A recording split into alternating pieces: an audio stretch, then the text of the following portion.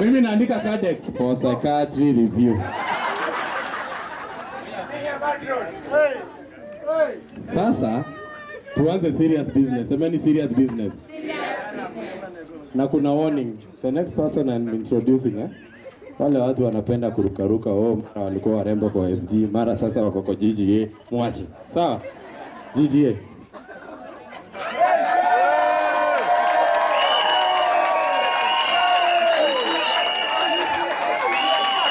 Okay.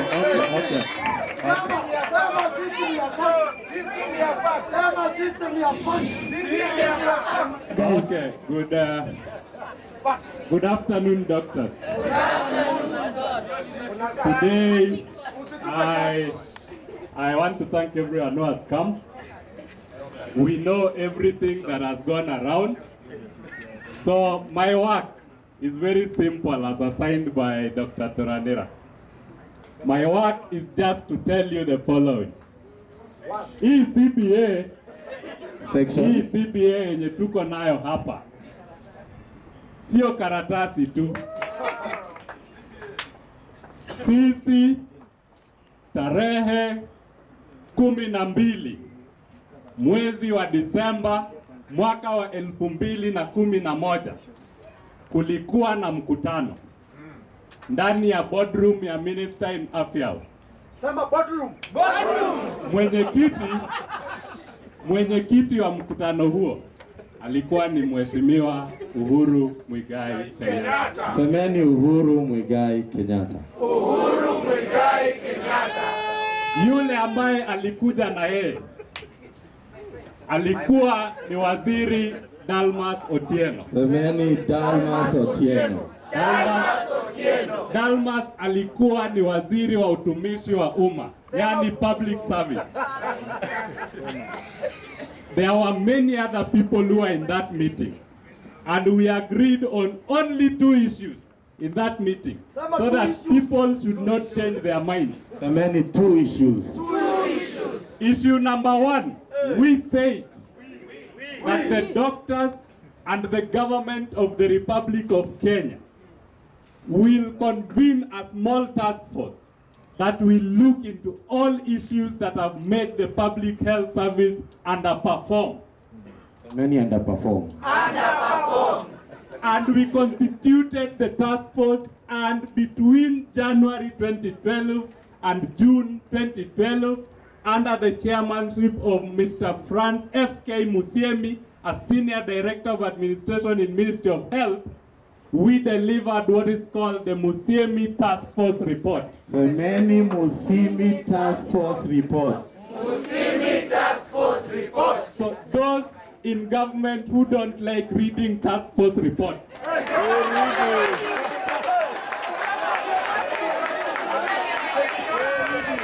we want to tell you, it become problematic.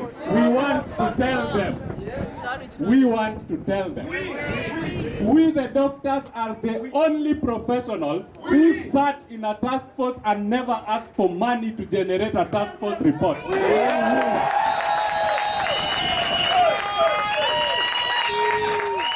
There are many task forces we know that take millions of public money, then generate reports that are never implemented. We took no money because as doctors are honest, sincere, and we appreciate the people of Kenya and the burden they are bearing. Oh yes. The second thing we did, arising from the affairs meeting I've talked about, we agreed that we are going to engage in a collective bargaining process. CBA. Kama watu hawajasoma katiba wasome. Article 41 sub article 5 clearly. So many Article 41. Sub article 5. Niulize kesho mkuu wa mkumbuki. Article 41 sub article 5 clearly allows employers and employees organized in a trade union to enter a collective bargain agreement. So there was nothing unconstitutional when we met to negotiate this CBA. There was nothing unconstitutional. Nothing. And we want to tell them so that they hear, because sometimes they also don't hear. We are not going to accept subversion of the Constitution. We shall not accept that. Now, we met several times against so much difficulty, and eventually they never wanted to commit to a CBA from the word go. But despite all that resistance, we delivered a CBA on 27th of June 2013. There is nothing illegal in this country about negotiating a CBA. Semeni nothing. If there is any illegality about an employer and an employee trade union negotiating a CBA, let them come and tell us what that illegality is. Yes. Now, our CBA, I'll ask Ranira to hold it. Page 1. Semeni page 1. After negotiating this CBA entitled Collective Bargaining Agreement between the Ministry of Health, Republic of Kenya, and Kenya Medical Practitioners, Pharmacists and Dentists Union, kmpdu, it was signed on every page. This signature is for Mr. Mark Bor. Mark Bor was the permanent secretary, and this signature for Mr. Dr. Sultani Matendechero. We were with Matendechero when this CBA was signed. We had been there when it was being negotiated. There was no illegality whatsoever in the negotiation and signing. We delivered this CBA to the Salaries and Remuneration Commission. This is their stamp. Received. Semeni SRC. Semeni received. On 28th of June 2013. Semeni 28th June 2013. Sasa mambo gani haya tunaambiwa ati SRC haijui juu ya CBA? Kwani hii stamp iliibwa? Na kama iliibwa, yule aliiba has not been arraigned in court. Ama ako kwa mahakama gani? Page 2. Page 2 is also signed. Again signed by Honorable Mark Bor, a very senior government officer. He has worked at the Kenya School of Government, where they train us leaders within public service to become better leaders. Yes. He is actually a trainer. Now he is the chairman of our board at Kenyatta National Hospital. And I want to challenge Mark Bor. Come out and defend your signature, sir. Yeah.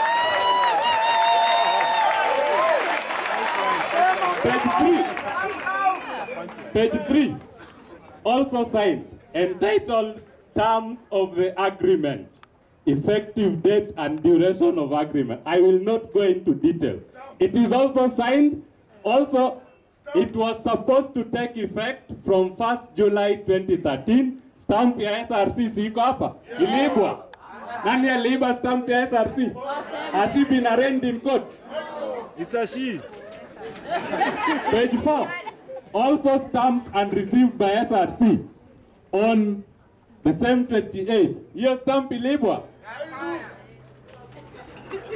Page 5, also signed and received both by Honorable Mark Bor and our Secretary General then, Dr. Matendechero.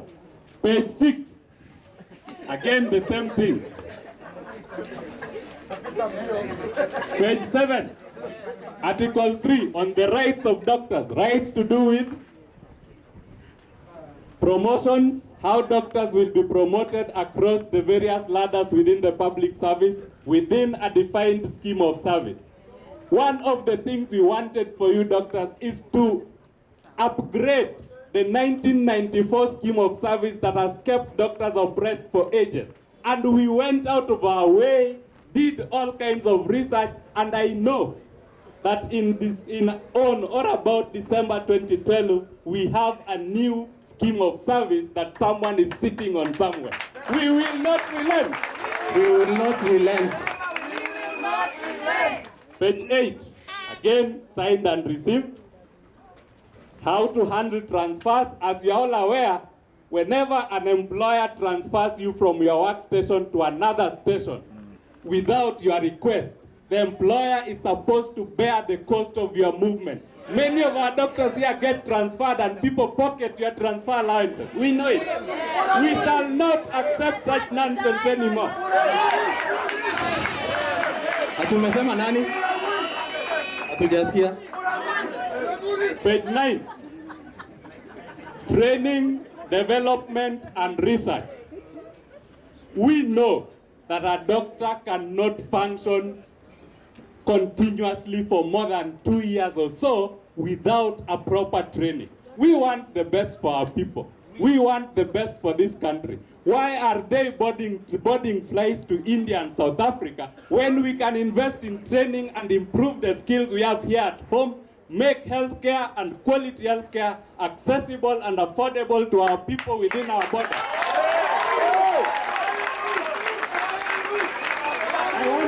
I want to ask them, we want to ask them, whose interests are we serving as a nation when every year 10 billion Kenya shillings leaves this country to India every year? Whose interests are we serving? Page 10, research fund for consultants, residency positions. I'm sure you've read this document. Page 11, internship and an internship policy. Some of the things we've been working on. Let nobody cheat the Council of Governors. The medical profession is a ladder that works like a military. You cannot decide to stifle internship and imagine you will have doctors at the end.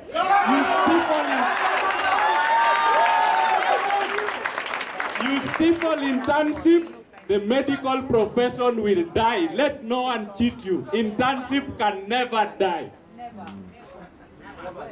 Page 12. Again, it still talks of internship. Page 13. Article 4 on remuneration. Semeni Article 4. Semeni. Now, let me tell you one thing. For those of us who are never on the table, you are probably still in school or you are never involved.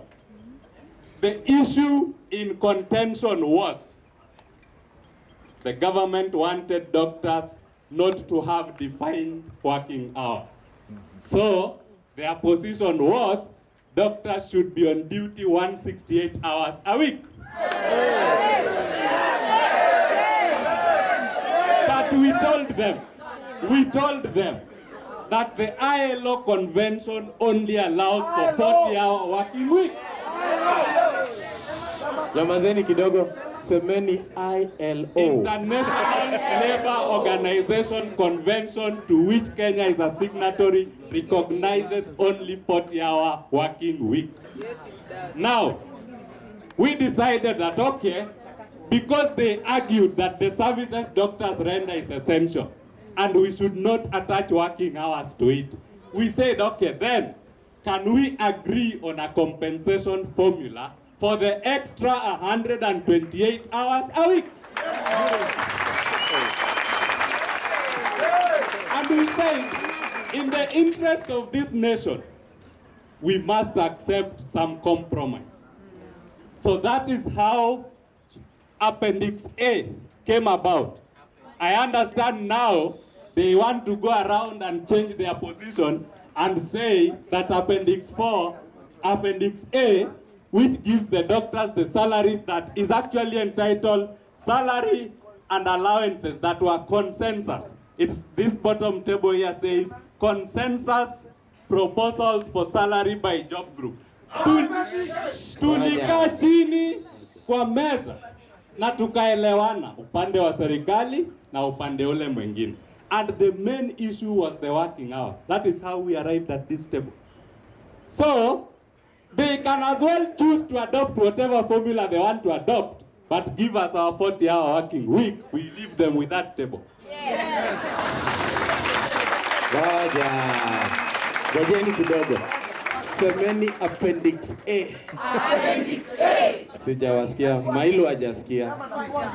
Semeni na swag, semeni appendix A. Appendix A. Semeni consensus pay proposals. Consensus pay proposal. So, just I know because time is far well spent. These pay proposals that now they are running around calling 300%. Hakuna mahali kwa hii document kuna kitu inaitwa 300%. And the people from the media pick this document and show us where the 300% is.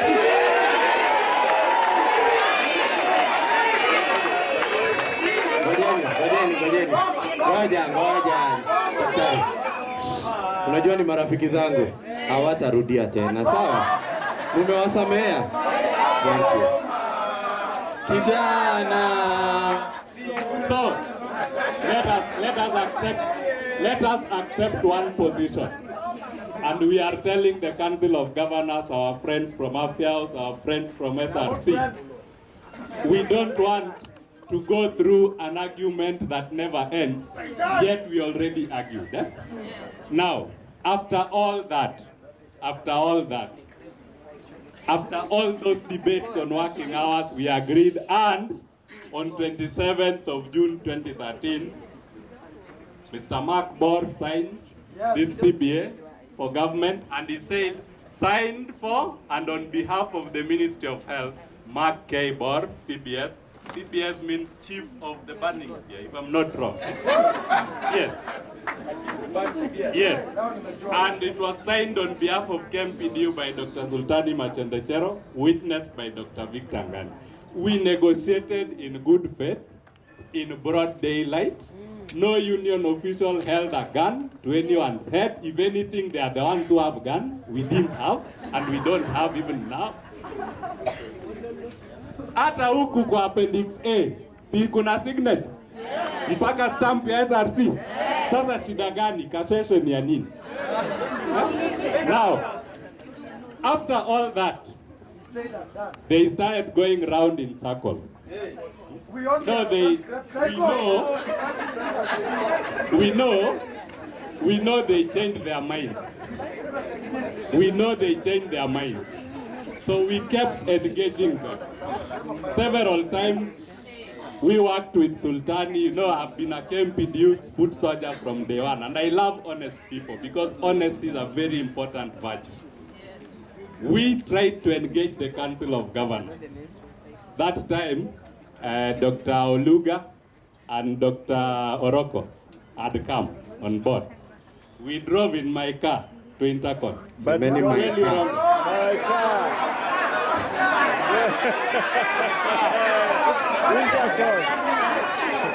Ulizeni which car? Maybe Oluga atasema ilikuwa gari. We drove in a white Mercedes Benz. Anyway, that is beside the point. That is beside the point. We went and we met Governor Ongwae, Chairman of Human Resource Development Committee of Council of Governors. We met at Intercon. They paid for the lunch we took there. Well, you're wrong. Yes. Again, we had another meeting at Lake Regency on 27th November 2014. That meeting was paid for by SRC. And we want to ask the Auditor General, go to SRC accounts for the financial year 2014-2015, extract details. There was a meeting at Lake which they paid for, and the only agenda on the table was the CBA. There was nothing else we talked there, just this CBA. And they promised Council of Governors, Attorney General, National Treasury, SRC paid for the hotel. We were there in kmpdu. Now wakasema, they will take 28 days to consult. As government. 28 days. They will finish whatever government was to do and clear the CBA for registration. 28 days from 27 November 2014, iliisha sometime before the second week of December. The SG is saying there are minutes to that effect. So many Minutes iko kwa ofisi. Kama watu wa media mnataka kuja kwa ofisi, tuwapatie minutes ya hiyo meeting. Sawa sawa. 28 days came and went.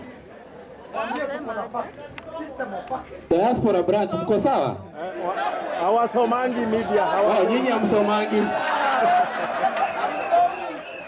So many CBA. So many minutes. So many Evelyn Shege. Sasa walienda na wakalala, and I want to tell this is a very sad reality I've come to believe. I think I'm starting today is on 21st of this month, I started my 9th year as a government doctor. All the doctors I started with in Bungoma in 2008 have since left. I'm the only one out of the 10 who is still around. One thing that is very unfortunate about our public officers, it is very unfortunate that many of our officers don't report for duty.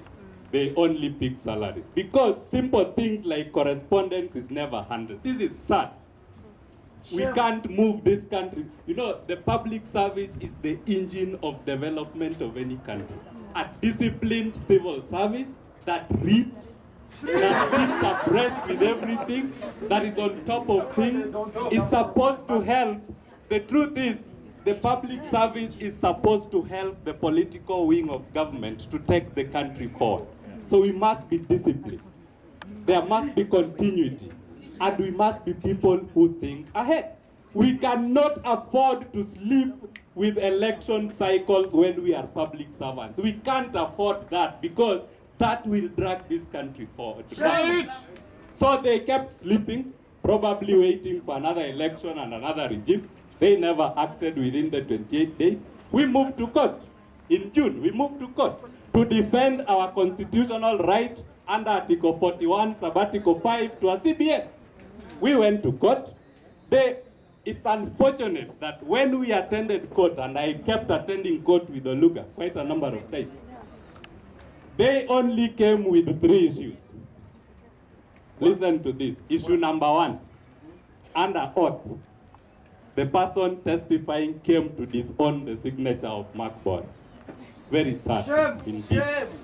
We can't name him, but it was very shameful that all he spent time and probably government allowance out of duty, whatever, to come to court to do was to come disown the signature of a government officer, a senior officer of government. Mark Bor is not a criminal. Yes, if Mark Bor did not sign this document or someone forged this signature, why hasn't he, if he was impersonating government, why hasn't Mark Bor been arrested and charged with impersonation? Why? So somebody came to disown his signature. The second point, they came to say that the Council of Governors of county governments were never represented in the negotiation leading to the CBA. Kwani hizi mikutano ilikuwa laiko, council haikujua? Kwani hizi mikutano tulikuwa nayo hapa Intercontinental, Council of Governors haikujua? We should stop this kind of nonsense and move the country forward, because all of us are here to make Kenya a great country. We can't make this country great if we keep making 2 steps forward, 1 step backward, 2 steps forward, 3 steps backward. That is nonsense. We can't do this. The third point. So many catwalk.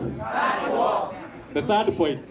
They came, SRC CEO came, and her issue is that we can't register, they can't clear the CBA for registration because the Ministry of Health has not given them data on financial implications of implementing the CBA. Seriously, how do you negotiate a CBA to the point of execution without getting data on its financial implications? What kind of public servants are these who don't take their work seriously? And what are they doing in government offices? So, amidst all that, our plea to the court our plea to the bench, headed by Honorable Justice Monica Mbaru, was this, that in view of the clear disregard for the law, remember, Section 60, subsection 2, all the way to 6. Ngoja. Hebu rudia tena. Section 60, subsection 1, read through to 2 up to 6 of the Labor Relations Act of 2007 deals with the issue of execution of CBAs and their registration, and specifically subsection 2. It puts the duty of presenting a CBA document, one signed, within 14 days on the employer. It was not our work as kmpdu to take the CBA to court. So when you see people running around saying, oh, the CBA is illegal because it is not registered,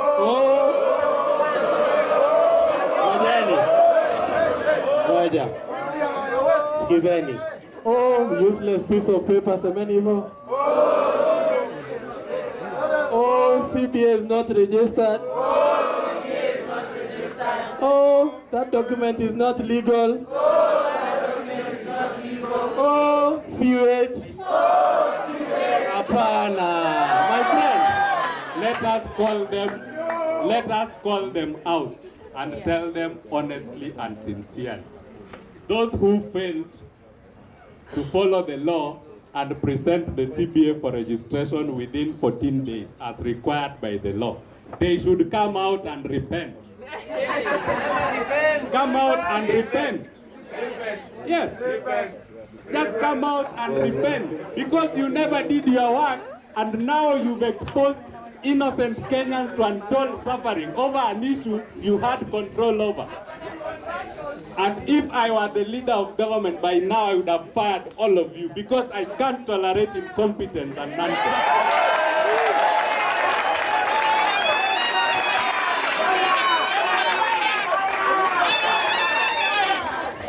Now, despite all that, we ask the court that in view of the clear contravention of the law from the side of the people we are negotiating with, the court should go ahead, because the court is actually allowed to register a CBA or to deregister it. Now,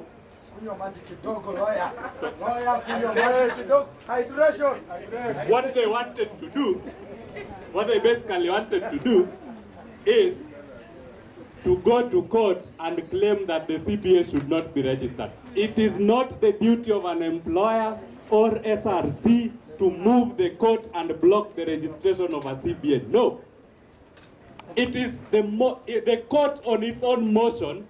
You can take the CBA there, ask the court to register it, then make your representation that, okay, 14 days are here, but these issues are pending. We ask the court to give us direction pending registration. It is only the court that has power to delay registration of a CBA once it is presented to the court. Now, with all those many issues, the court still advised, and we agree, despite our reservations, we accepted the ruling of the court. It is long, but I just wanted to summarize. It's such a long thing. The first point was it would be important the court realized that this CBA was properly negotiated by parties that had a recognition agreement as contemplated in the law. So this CBA is valid. But the court advised that, one, we bring in parties that needed to be brought in. One party that needed to be brought in despite the intransigence was Council of Governors.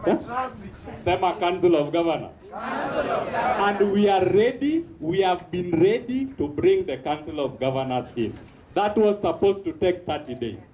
And the Ministry of Labor, the CS there is called Honorable Phyllis Kandia, a lady whom we respect so much, but we think probably she's not up to the task. Let us say the truth. So, The many Honorable Phyllis Kandia. Honorable Phyllis Kandia. her ministry was supposed to chair what I call the multi-party talks. That was to bring the union, to bring the Ministry of Health, to bring the Attorney General, to bring the